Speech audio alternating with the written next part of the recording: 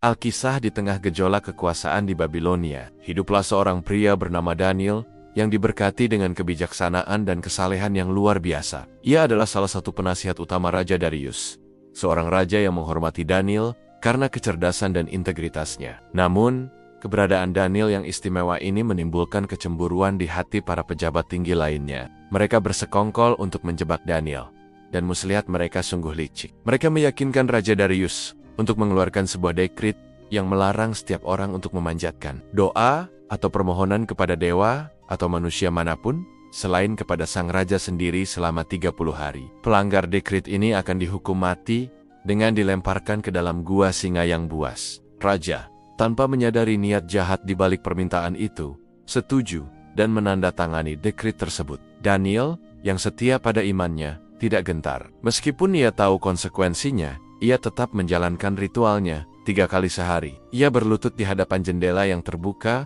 menghadap Yerusalem, memanjatkan doa dan puji-pujian kepada Tuhan Allahnya. Para musuhnya mengintai, dan begitu melihat Daniel melanggar dekrit raja, mereka segera melaporkannya kepada Raja Darius. Mendengar laporan itu, hati Raja Darius hancur. Ia menyadari telah diperdaya. Ia berusaha mencari cara untuk menyelamatkan Daniel, tetapi hukum yang telah ia tetapkan tidak dapat diubah. Dengan berat hati, ia memerintahkan agar Daniel dilemparkan ke dalam gua singa. Raja mengucapkan kata-kata perpisahan yang penuh harap. Semoga Allahmu, yang selalu engkau layani, menyelamatkanmu. Daniel pun dilemparkan ke dalam kegelapan yang menakutkan di gua singa.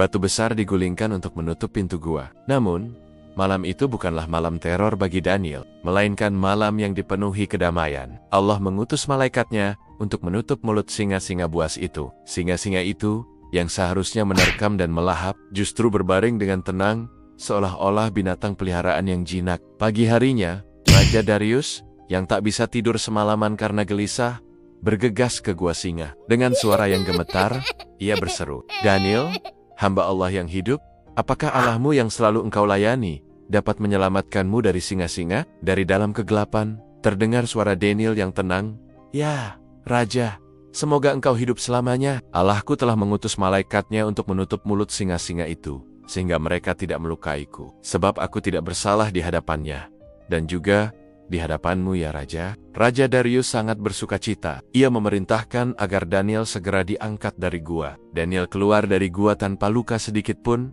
sebuah bukti nyata akan kuasa dan perlindungan Tuhan.